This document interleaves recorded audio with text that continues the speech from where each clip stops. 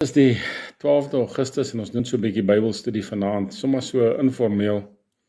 En ons gaan na 'n klompie goeters kyk vanaand wat nie normaalweg genoem word nie. Ek het al oor hierdie onderwerp gepraat, maar ek wil 'n bietjie meer fokus gee daarop in die Ou Testament. So vanaand gaan ons nie kyk na Handelinge nie. Kom ons kyk wie kom op Piet. Goeienaand Piet. Hoe lyk dit? Lyk my jy's die eerste ou hierso vanaand. Miskien is daar ander wat kyk. Kom ons kyk, Marianne is ook hierso en Corney, goeienaand julle, hoe gaan dit? Tuis, goeienaand, hoe lyk die dinge? En is Nick Roos, hoe gaan dit Nick? Goed, ons is nou al meer as twee, wat twee of meer vergader. Daar sê Vader, is hy saam met ons, né? So kom ons bid gou saam. Vader, ons sê vir U dankie vir vanaand, ons sê dankie vir die woord, ons sê dankie dat ons die woord weer kan oopbreek en kan leer van U af. Ons vra dat U Heilige Gees vir ons helder oop oë van die verstand sal gee, sodat ons kan lees, sien, verstaan en leer. En ons vra dat U vir ons openbaringskennis sal gee, Here, soos wat ons deur die woord werk. U is 'n wonderlike God en ons eer U en ons is dankbaar vir die God wie U is. Halleluja. Prys die Here. Julle weet so, ek gaan nou vanaand iets met julle behandel, wat julle dalk sal kan aanstuur vir ander mense, lyk soos Mani wat ook al opgekom het, en dan is daar iemand met 'n blompot, ek weet nie wie dit is nie, maar in elk geval, goeienaand aan die mense wat opkom. Dis Philip Fourie, daar is hy Philip, baie welkom en Mani. So ek gaan vanaand met julle iets behandel, en dan gaan ek vir julle antwoord gee. Die antwoord is in die skrif. En 'n mens sou nooit hierdie antwoord kon geglo het nie as jy dit nie gelees het nie en verstaan het nie. En dis die Heilige Gees wat ons lei deur hierdie goed. Is altyd vir my interessant hoe die Here leer hierdie ou iets en hy leer 'n ander ou iets en hy leer hierdie vrou iets en hy leer hierdie ou iets. En dan ons wat die heeltyd wil leer en meer kennis wil hê van die skrif en dieper wil ingaan, dan kom hierdie goed op ons pad, en dan ewe skielik gaan daar 'n lig aan, so die Here het dit vir jou gewys, fantasties, nou sien ek dit ook raak. En dit is wat Bybelstudie doen. Jy sien goed wat jy nog nooit kon van gedroom het nie. Né? So ons gaan vanaand gou vinnig kyk na 'n paar goed, en ek gaan begin met hierdie verse. En dit is nou 'n snaakse manier van dinge begin, maar luister gou. Noag het 'n wingerd geplant. Ons lees hier so uit Genesis 9 uit. Interessant dat Noag van die begin af 'n boer was.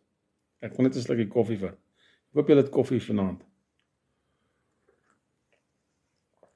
Dit is baie interessant dat Noag 'n landbouer was. Hy was 'n boer van die begin af. So ons kan eintlik sê Noag is ons oer voorouer. En hy was 'n Kaapenaar, want hy het 'n wingerd geplant. Jy sien so, miskien het die ark geland op Tafelberg. Maar in elk geval, hy het 'n wingerd geplant en toe het hy wyn gedrink en dronk geword, net soos die Kaapenaars, en hy het naak in sy tent gelê. Ons het net nie daai deel gedoen nie. Maar in elk geval, nou dink ons, as ons daai skrif net so lees, nee, Noag het dronk geraak en hy was naak in sy tent. Nee. As jy daai skrif net so lees, gaan jy dit net so verstaan. Maar kom ons lees verder.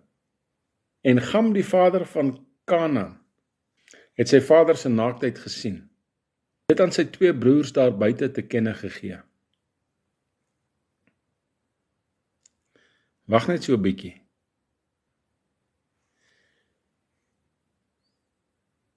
Hoeveel mense het in die ark gegaan? 8 mense het in die ark ingegaan. Is dit korrek? Noag en sy vrou, sy 3 seuns en hulle vrouens.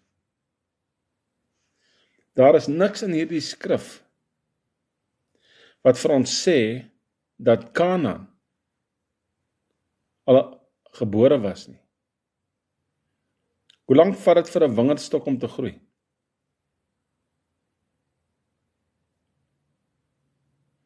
Kom ons veronderstel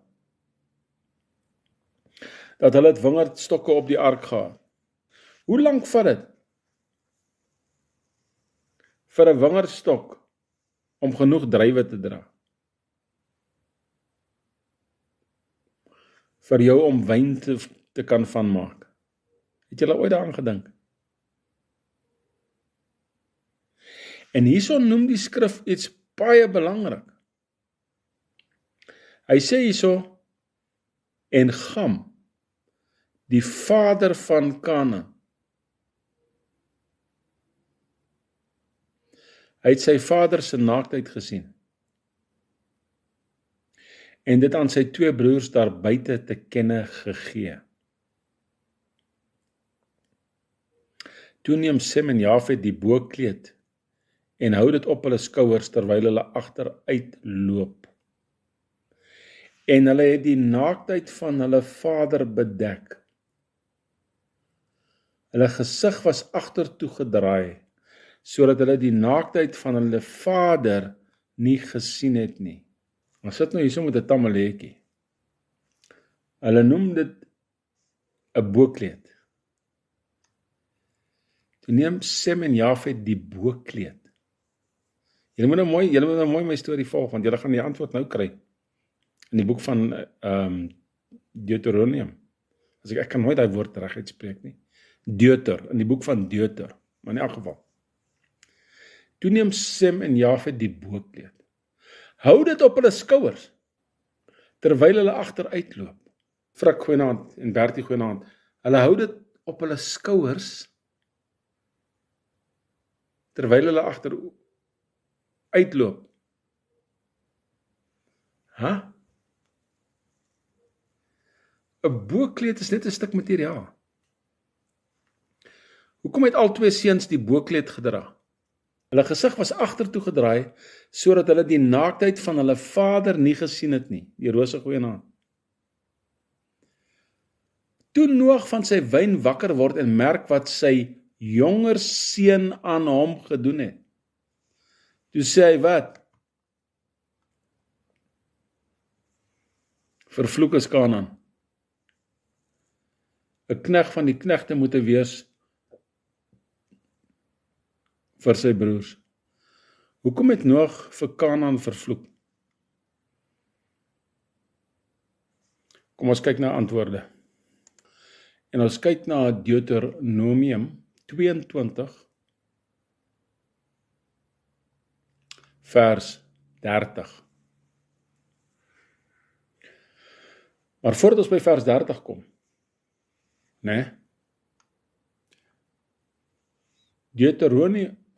Deuteronomium 22, vanaf vers 22 tot 30, praat van die huwelik.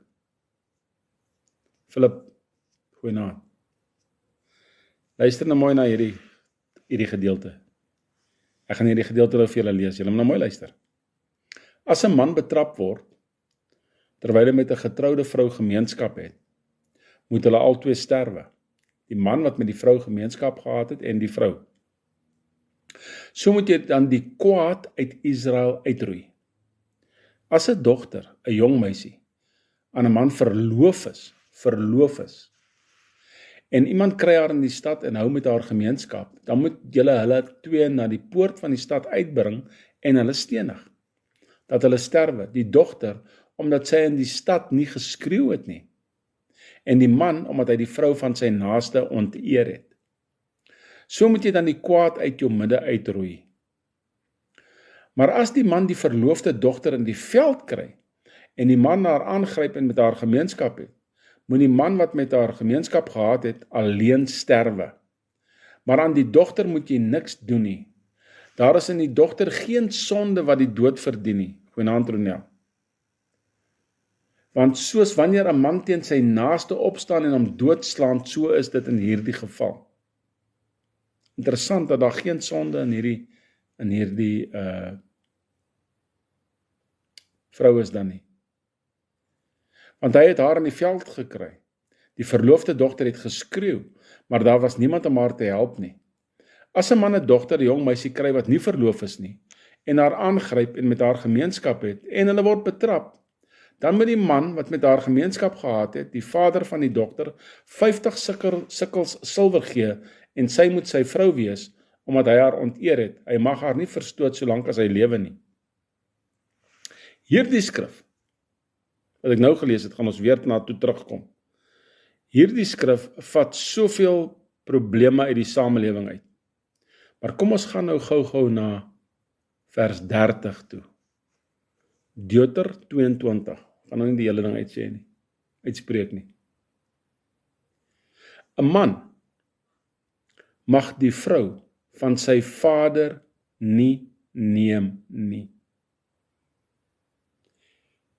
En hy mag die kombers van sy vader nie oplig nie. Gaan daar vir julle 'n liggie aan.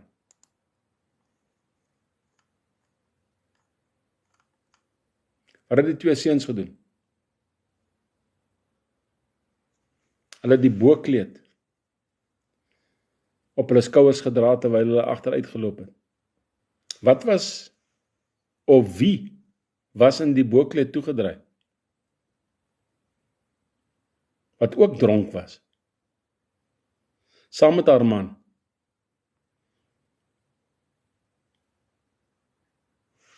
Was Noag se vrou. Gam se ma. Dit het al twee mans gekos om die vrou te dra. Op hulle skouers. Hy mag nie sy vader se kombers oplig nie. Hy mag nie in sy vader se bed inklim nie.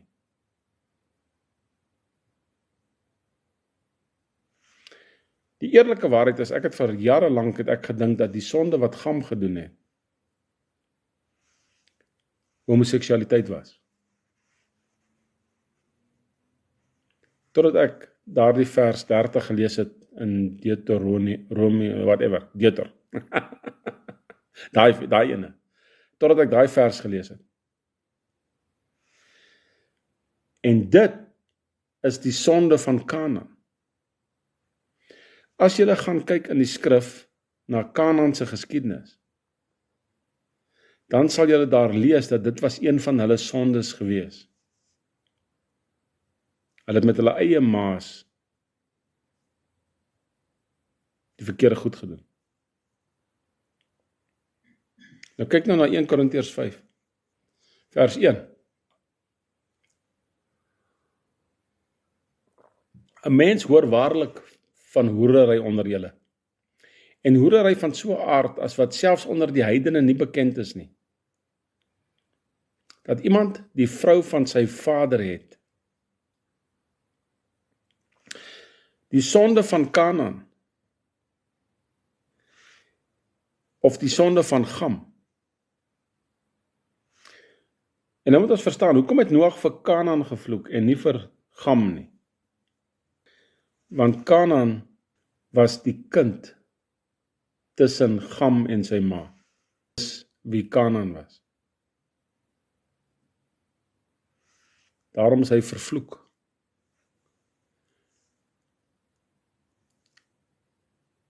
Sonder onder julle, wat selfs onder die heidene nie bekend is nie, dat iemand die vrou van sy vader het. Verstaan julle nou wat was die sonde van Gam?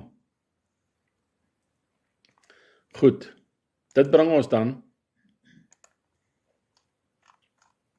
na hierdie vers. In 1 Timoteus 4,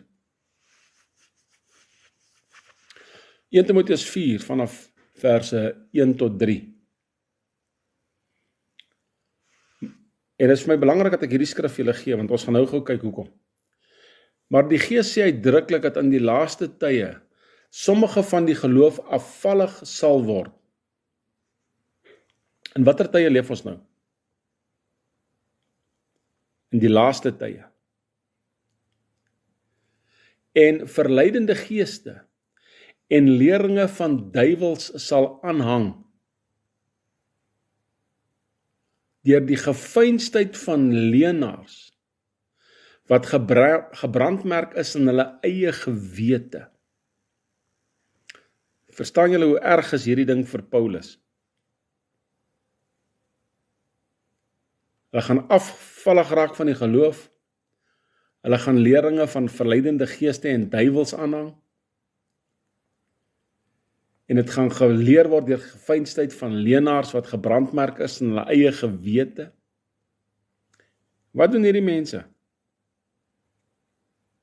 Steel hulle, moor hulle, is hulle pedofiele, wat doen hulle?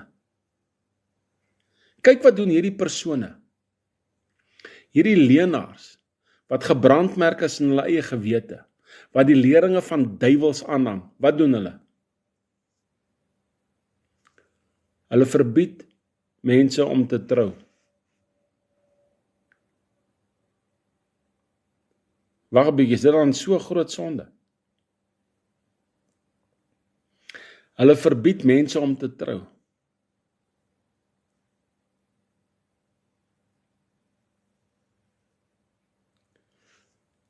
En gebied dat die mense hulle moet onthou van voedsel wat deur God geskape is, om met danksegging gebruik te word. Wag 'n bietjie. Wat gebeur in die laaste dae? Word verbied om voedsel te eet, wat deur God geskape is. Wat gebeur nou in die wêreld? Huidiglik. Hulle stop boerdery. Hulle probeer die lewende hawe van die veld afkry, uit die veld uitkry. Jy mag nie meer vleis eet nie. Jy moet insekte eet. God het nêrens gesê die insekte is jou kos nie. Alhoewel Johannes die Doper sprinkane geëet het wat gaar gemaak was en hy met heuning geëet. Hy het die waarde van proteïene verstaan. Maar dis al wat hulle in die woestyn partykeer het julle dit geweet? Partykeer is dit al enigste proteïene wat die mense in die woestyn kry is plaas sprinkane. Hierdie woestynbewoners. Dis waar hy ook was. God het nie gesê dit is my kos daai nie, maar hy het dit gegee ook. Maar hulle verbied in die laaste dae gefeinsheid van leenaars wat gebrandmerk is in hulle eie gewete. Ouens soos Gates, ons sien dit duidelik, Schwab, al hierdie ouens. Hulle is gebrandmerk in hulle eie gewete. Hulle is duiwels aanbidders. Hulle is volg verleidende geeste en die lering van duiwels. Dis nou, ons sien dit met ons eie oë. Maar wag 'n bietjie, wat van hierdie ding? Hulle verbied mense om te trou. Deuteronomium 22. Toe julle daai een vers wat ek julle genoem het. As 'n man 'n dogter kry wat nie verloof is nie, en haar aangryp en met haar gemeenskap het, en hulle word betrap, dan moet die man wat met haar gemeenskap gehad het, die vader van die dogter 50 sikkel silwer gee, en sy moet sy vrou wees. Hoe het hierdie troue plaasgevind?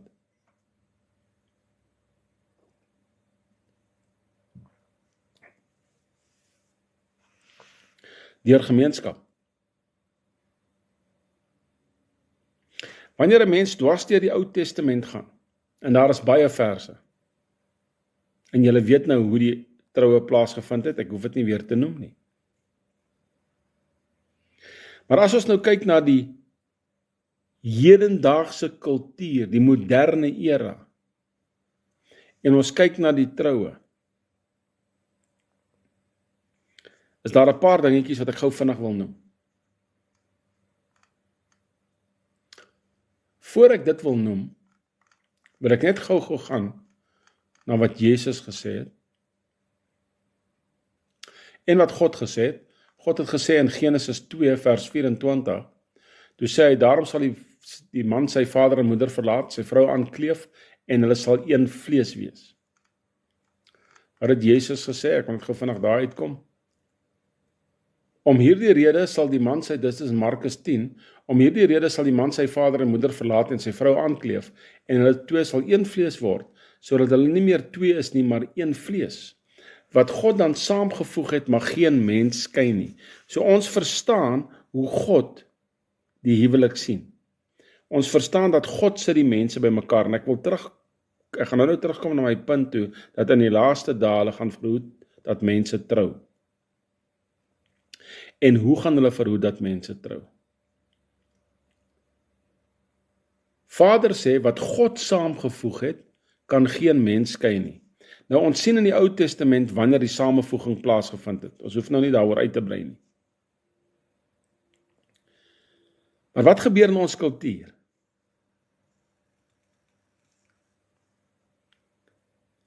Man en vrou word verloof. Die verloofring het eers uitgekom in 1947. Diamantverloofring. OK? Die vrou kry 'n wit rok. Waar kom die wit rok vandaan? As gevolg van koningin Victoria se troue in 1840. 10 Februarie 1840. Toe kom die wit trourok in. Voor dit het die mense hulle troufeeste gehad met allerlei gekleurde rokke en goed. Wanneer het die priester vir die mense begine trou? 400 jaar na Christus het die kerk gesê die priester trou die mense. In die jaar 1545, 1545 jaar na Christus, toe word die huwelik een van die 7 sakramente in die kerk. Vir die eerste keer is die huwelik 'n sakrament. 1500 plus jaar na Christus. En die kerk sê, net 'n priester mag mense trou. In 1920, toe die Eerste Wêreldoorlog verby is, toe begin die registrasie van huwelike deur die regering. En van daardie tyd af, toe begin die regering sê, dat jy sal net gesien as getroud, jy's net gesien as getroud, as jy ons dokument het wat sê jy is getroud. Die skrif sê, wat God bymekaar gevoeg het, kan die mens iemand trou, volgens die woord van God? Nee. Maar kan die mens iemand skei, volgens die woord van God? Nee. Nee.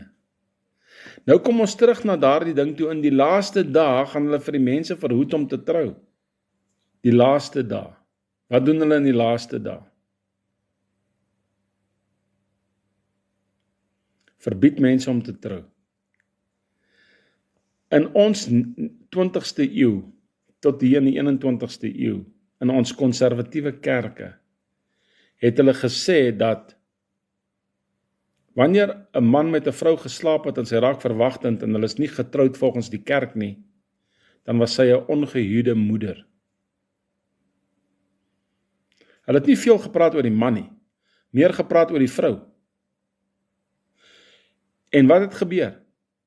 Groot hartseer in die kerk het plaasgevind. Groot hartseer. Groot hartseer. Hulle verbied mense om te trou. Nou is daar 2 goed wat in die samelewing omgaan. Né? Werner, goeienaand. 2 goed wat in die samelewing omgaan. Die eerste een is, julle mag nie saam woon nie. Daar bestaan nie so iets nie, mense. As die gemeenskap weet dat jy saam met 'n vrou is en jou kinders weet dit en die kerk weet dit, maak nie saak of hulle probeer vir jou sleg sê of nie sleg sê nie. Ek sien Debbie het ook opgekom, goeienaand Debbie. As hulle vir jou probeer sleg sê, nee. As jy saam met iemand saam woon, jy is getroud. As jy 'n geruime tyd saam met daai persoon is, jy's getroud. Hierdie tipe troue is die gemeenewet troue, wat God ingestel het, vir die soewereine man en vrou. Nou sal 'n dominee of 'n pastoor vir jou sê, maar 2 mense wat saam bly, hulle bly saam, hulle lewe in sonde. En daar word druk op hierdie mense gesit, asof hulle groot sondaars is. Dis 'n leuen. Hulle woon nie in sonde nie. Want hy wat die troue geskep en gemaak en geskape het, sê dit baie uitdruklik in sy Bybel. En hierdie was onder moeilike omstandighede. Hierdie vroutjie in Deuter 22 was verkragt gewees. Nou, hoe kan mens troue sien as verkrachting? As daar 'n verkrachting plaasvind, hoe kan mens dit as troue sien? Omdat God dit sien as die wording van een vlees.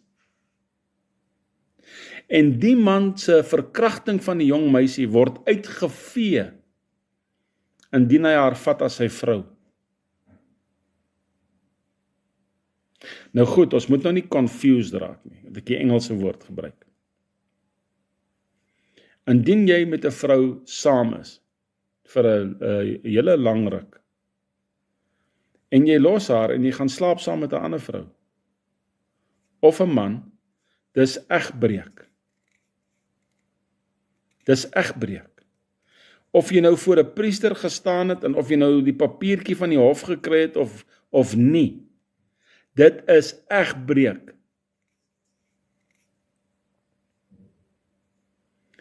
Wanneer jy uitgaan op 'n one night stand en jy's nou nie getroud nie, en jy gaan uit en jy kry vir jou 'n man of jy kry vir jou 'n vrou en julle doen wat julle doen en jy los haar en jy gaan weer die volgende maand en jy doen dit weer met iemand anderste en later weer met iemand anderste, dit is hoerery. Dit is hoerery, fornication. Ou Attie, goeienaand. Dit is fornication. Verstaan julle hoe in die laaste dae hierdie mense kom, hierdie leringe van duiwels, wat die mag uit God se hande gehaal het van die huwelik. Saam met dit, kyk nou na die verspreiding van die drek, luister nou baie mooi. Die Fariseërs en die Sadduseërs sê vir Jesus, hier is die eerste papiertjie, maar Moses het vir ons 'n skeybrief gegee. En Jesus sê vir hulle, ja, dit was as gevolg van die hardheid van julle harte, dat Moses vir julle 'n skeybrief gegee het. Wat sê Jesus daar? Hy sê nie die Vader het die skeybrief gegee nie. Hy sê nie hy het die skeybrief gegee nie. Hy sê nie 'n engel het die skeybrief gegee nie. Hy sê Moses het die skeybrief gegee. As gevolg van die hardheid van julle harte. Nou in vandag se tyd, indien jy wil skei, het jy 'n prokureur nodig. En hulle gaan seker maak ook weer eens deur die regering dat jy 'n skeybrief kry. Maar wag 'n bietjie. Hoe het die duiwel dit gekaap deur Moses? Luister mooi. Van Moses se tyd af, wat God bymekaar gesit het, kan geen mens skei nie. En Moses is gefrustreerd met hierdie Israeliete, wat nie na hulle vrouens kan kyk nie, en nie hulle vrouens behaag nie, die heeltyd wil hoereer, want hulle hoereer met afgode, en hy laat toe dat daar 'n skeybrief is. Daardie skeybrief maak 'n deur oop in die laaste dae, in ons dae. Julle sal onthou dat in die 1800s was huwelike opgeteken in die kerk se boek. Die kerk het die huwelik ingeskryf, hy het die babietjie doop ingeskryf, wat ook 'n duiwelse lering is, en hy het die dood ingeskryf. Die kerke het goeie registers gehad van hierdie goed. Maar wat gebeur nou in ons dae? Nou in die 1900s kom die regerings van die wêreld deur die leringe van duiwels, hulle kaap die huwelik van God, wat sê, wat God bymekaar gesit het. Nee, wag 'n bietjie, nee, God sit hulle nie bymekaar nie, die dominee sit hulle bymekaar, die priester sit hulle bymekaar, die pastoor sit hulle bymekaar. Die regering sit hulle by mekaar. Nou gee die regering 'n brief. Wat doen die duiwel nou met daai brief? Luister mooi.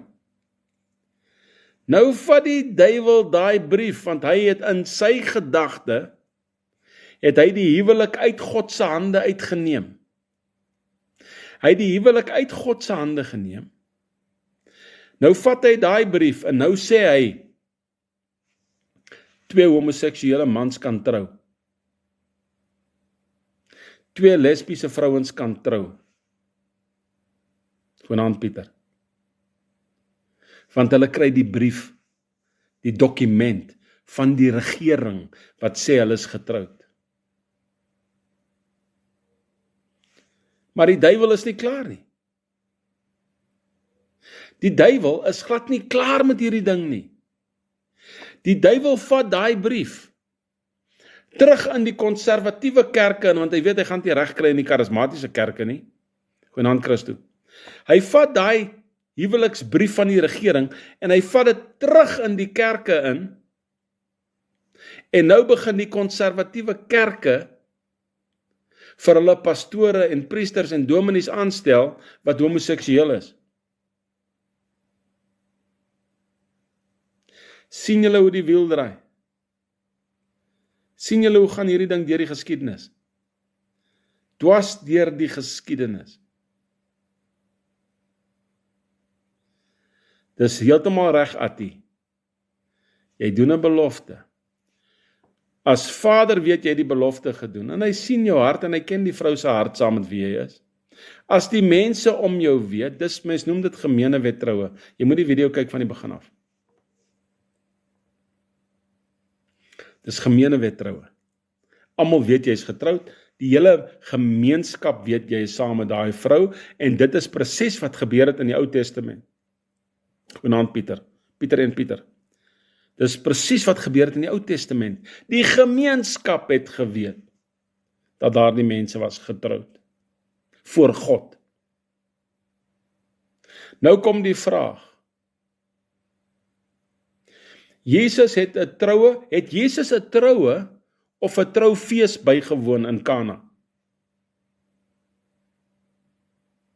Het Jesus 'n troue of 'n troufees bygewoon? Die regte Griekse woord daarso in die Strongs is 'n troufees. Die Bybel sê nie jy moet nie 'n troufees hê nie. Want die trouweek het begin by Laban in die Ou Testament. Julle het dit geweet. Jakob het met Lea getrou volgens die woord van God. Toe sê Laban vir Jakob, bly tog net 'n week saam met die oudste dogter. Ons noem dit 'n trouweek, 'n bruilofsweek. Bly net 'n bruilofsweek, 7 dae, saam met Lea, dan gee ons vir jou vir Rachel. Dis waar die troufees begin het. Laban het ook 'n ete vir die familie voorberei. Samson het 'n ete vir die mense voorberei, soos wat dit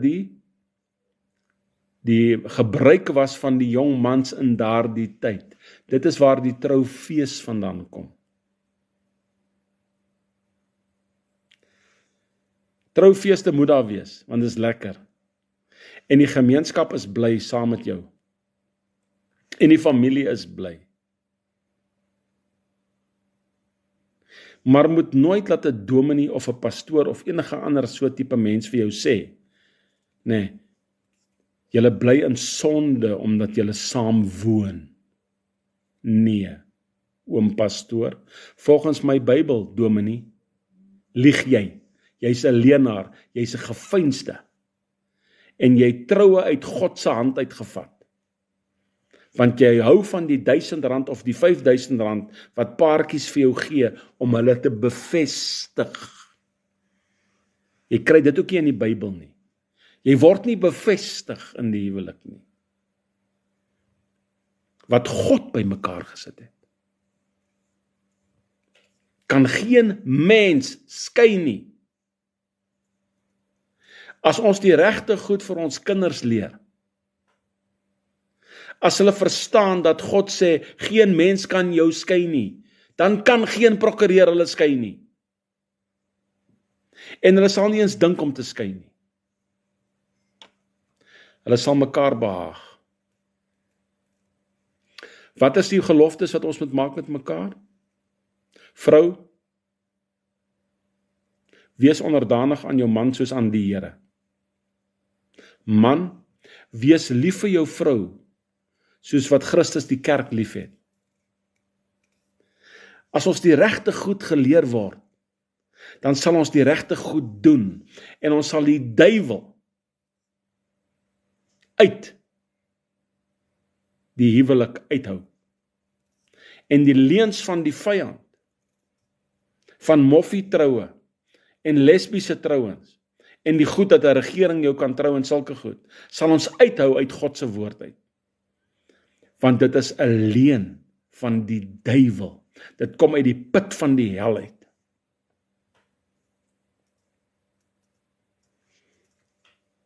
Gam het die naaktheid van sy pa aanskou. Die naaktheid van sy pa was sy ma. Hy het die bokkleed van sy vader opgetel.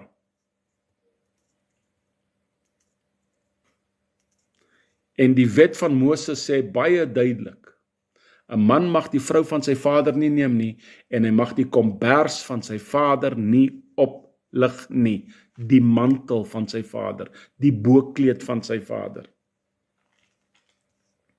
Ons het al gesien, en ons weet van mense, waar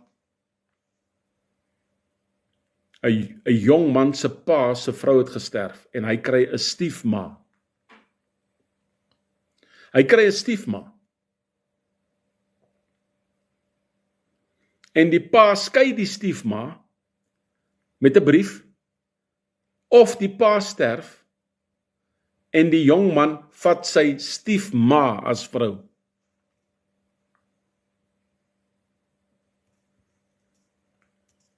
Dit is teen God se gebod. Dis teen God se gebod. Maar ek het nou genoeg daaroor gesels. Ek wil hê julle moet die waarheid van die skrif begin agterkom. En die leuen waarteen Paulus ons waarsku van wat gebeur in die laaste dae. En dis hierdie dae. Dis hierdie dae waarin ons leef, waar hulle ons kos wil wegvat. En vir ons ander goed laat eet, wat nie geëet moet word nie.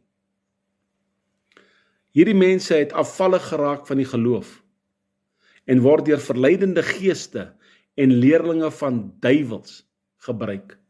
Hulle is gefeinste leenaars, wat gebrandmerk is in hulle eie gewete.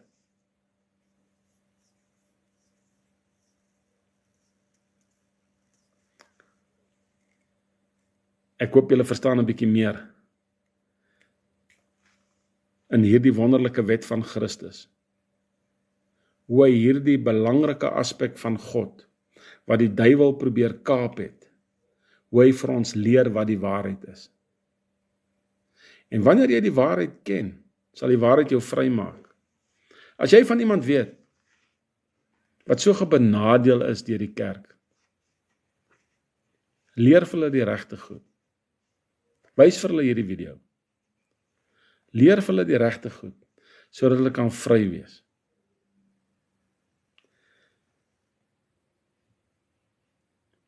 Sodat hulle kan vry wees. Nou ja, toe. In 10 minute van nou het ek 'n vergadering. Julle moet 'n fantastiese aand hê. Mag die Here julle seën en vorentoe dra, soos wat julle sy woord beginne ken, meer van hom leer, meer weet hoe hy dink en wie hy is. Alles wat mooi is vir julle, né? Alles seën. Mooi aand verder.